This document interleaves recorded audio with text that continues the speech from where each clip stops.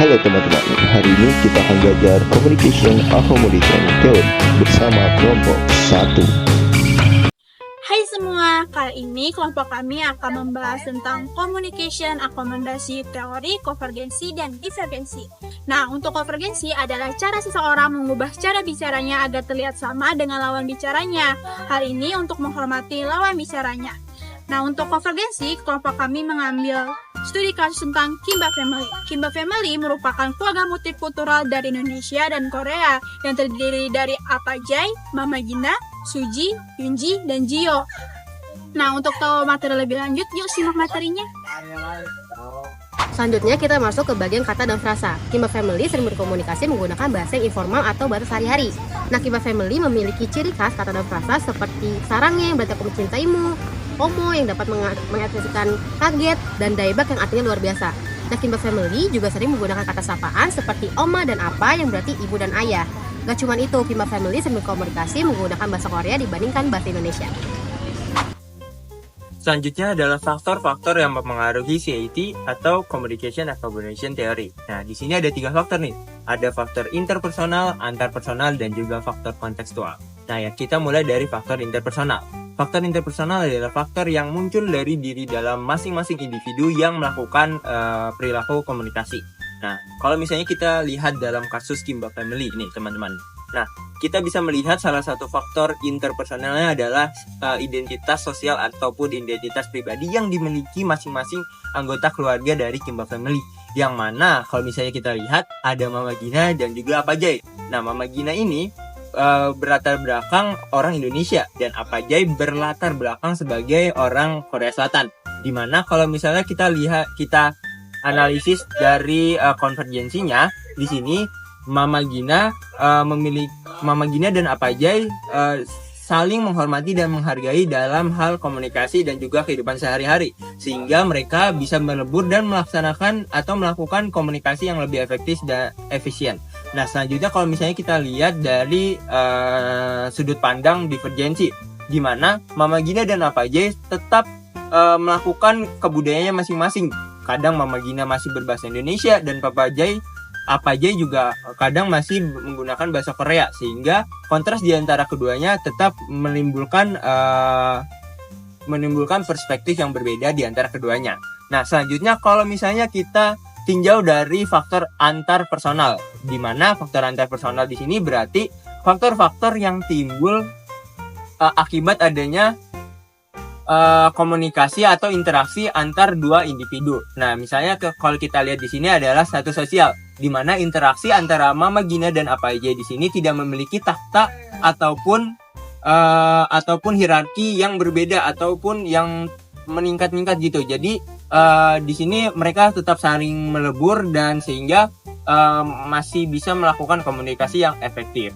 Nah, selanjutnya kalau misalnya kita lihat dari tadi itu dalam lingkup konvergensi. Nah, kalau misalnya kita lihat dalam lingkup divergensi, di sini Mama Gina dan Apajai itu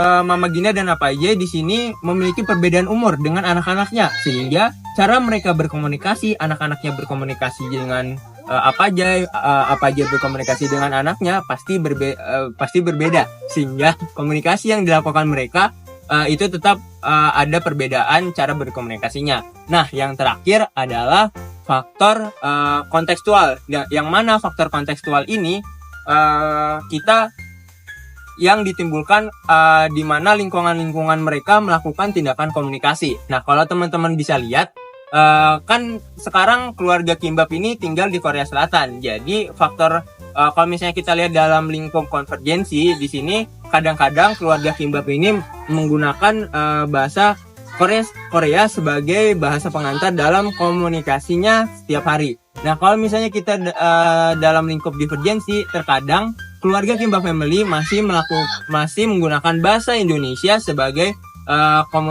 alat ataupun pengantar komunikasinya dalam beberapa hal. Seperti itu, teman-teman. Oke, sekarang aku bakal ngejelasin gimana sih pelafalan kosakata pada ketiga anak Kimba Family, yaitu Suji, Yunji, dan juga Jio. Nah, dari segi fonologi, mereka bertiga telah menguasai seluruh bunyi vokal dan beberapa bunyi konsonan dengan baik.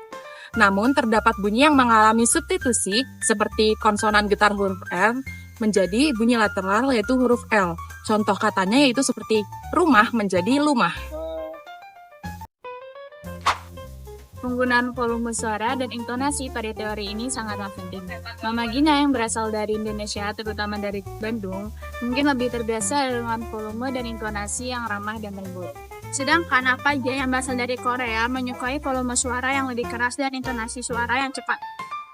Dalam hal ini, mereka saling menyesuaikan nada bicara mereka agar bisa memahami satu sama lain. Oke, selanjutnya kita akan beralih ke bahasa tubuh. Jadi Kimbap Family ini keluarga yang berasal dari Korea Selatan. Dia ini terdiri tuh dari ayah, ibu, dan 3 orang anaknya. Ayahnya tuh yang berasal dari Asia Timur, utamanya tuh dari Korea Selatan. Dia tuh kerap menggunakan bahasa tubuh seperti kepala dan badan yang sedikit menunduk untuk menyapa orang ketika etikanya lebih sopan. Tapi ibunya yang berasal dari Asia Tenggara, tepatnya dari Indonesia, dia tuh kalau misalkan etika dalam bahasa tubuhnya itu seperti menjabat tangan, tapi tangannya dari kanan. Tapi kalau misalkan dia ketemu orang yang lebih tua, biasanya orang Indonesia tuh kan kepalanya akan sedikit menunduk ketika dia bersalam yang lebih sopan. Tapi karena 3 anaknya itu lahir dan besar di Korea Selatan, dia itu mengikuti bahasa tubuh yang digunakan ayahnya, yaitu kepala dan badan yang rada menunduk untuk menyapa orang lain ketika lebih sopan. Selanjutnya adalah kendala komunikasi yang terjadi pada keluarga Kimbap Family, di mana apa Jain berbahasa Korea dan Mama Gina memiliki kemampuan untuk berbahasa Indonesia, sedangkan anaknya tersebut cenderung memiliki kemampuan untuk melakukan sebuah bahasa Korea. Nah, tetapi di luar kendala tersebut, Mama Gina tetap konsisten untuk terus mengajarkan anak-anak mereka untuk mengerti kebudayaan yang ada di Indonesia. Itu Communication Accommodation Theory Divergency. CAT Divergency itu apa sih? Jadi, CAT Divergency itu adalah suatu tindakan untuk mengubah gaya komunikasi dengan menekankan atau menonjolkan perbedaan pada lawan bicaranya. Misalnya yaitu seseorang dari latar belakang kelas pekerja akan menekankan aksennya ketika berbicara dengan seseorang dari latar belakang kelas atas. Tujuannya yaitu untuk menarik perhatian pada status sosialnya yang berbeda ataupun sebaliknya. Kita masuk ke bagian kata dan frasa. Nah, kata dan frasa untuk kali ini itu bersifat formal atau umum dalam perdebatan. Seperti contohnya kata sampaikan mengandung makna memberikan atau menyampaikan argumen. Nah, selanjutnya kata mengejar kekuasaan itu mengandung makna seseorang atau suatu kelompok untuk mendapatkan kekuasaan politik, sosial maupun ekonomi. Selanjutnya kata tanggapi memiliki makna untuk memberikan ekspresi terhadap argumen. Selanjutnya kata inaugurasi merujuk pada proses atau upacara resmi untuk memulai masa jabatan. Selanjutnya makna dari mengamanahkan ini mengandung makna pada tindakan memberikan tanggung jawab atau kepercayaan kepada seseorang. Dan yang terakhir itu kata rapat paripurna, ini memiliki arti yang digunakan untuk merujuk pada pentingnya proses legislasi pada pengambilan keputusan. Komunikasi divergen pada debat pemilu ini, perilaku seperti melihat pesaing atau menjauh dari lawan debat menunjukkan ketidaksetujuan apa yang dikatakan oleh lawan debat. Dalam hal ini, jika komunikasi tidak hanya melalui kata-kata, tapi juga bisa melalui tubuh dan sikap. Lanjut ya, kita akan beralih ke topik pembahasan nada bicara yang digunakan Sherly dan Cheryl. Nada bicara yang digunakan si Sherly sendiri, dia tuh lebih cenderung ke berhati-hati dan menunjukkan kesopanannya dalam menanggapi lawan bicaranya. Dia juga sebelum mengucapkan kata-kata, dia tuh lebih berpikir dulu dalam berargumentasi terhadap lawannya. Sedangkan si Cheryl ini sendiri, dia itu menggunakan nada bicara yang cenderung energetik dan mengeluarkan semangatnya sebelum dia ini menanggapi lawannya. Dia juga cenderung mengungkapkan rasa semangat dan antusiasme ketika menanggapi lawan bicaranya si Sherly ini. Nah, aku mau ngebahas gimana sih dampak gaya komunikasi dan strategi dari Sherly maupun Cheryl kepada audiens. Nah, yang pertama dari Sherly dulu. Sherly ini menggunakan gaya komunikasi yang sesuai dengan karakter dan juga strategi kampanye dari Anies dan Muhaimin. Misalnya, Anies dikenal dengan retorika intelektual dan juga pencitraan yang bersih, maka Sherly juga melakukan hal yang serupa. Sedangkan untuk Cheryl, ia menggunakan gaya komunikasi yang sesuai dengan karakter dari Prabowo dan juga Gibran. Misalnya Prabowo dikenal dengan karisma militer dan penekanan emosi, maka Sheryl juga menggunakan hal yang serupa. Nah, untuk strateginya bagaimana sih? Nah, dari kedua pendebat, strateginya ini fokus pada bagaimana cara menarik suara dari generasi muda. Mengingat 50% suara pemilih di Pilpres 2024 ini berasal dari generasi muda.